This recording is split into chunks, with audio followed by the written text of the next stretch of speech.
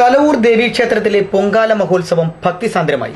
ദേവീസ്തുതികളാൽ മുഖരിതമായ ഭക്തിനിർഭരമായ അന്തരീക്ഷത്തിൽ തലവൂർ തൃക്കോർണമർകോട് ദേവീക്ഷേത്രത്തിൽ നടന്ന മകരപ്പൊങ്കാല മഹോത്സവത്തിൽ നാടിന്റെ നാനാഭാഗങ്ങളിൽ നിന്നായി ആയിരക്കണക്കിന് ഭക്തജനങ്ങൾ പൊങ്കാലയർപ്പിച്ചു.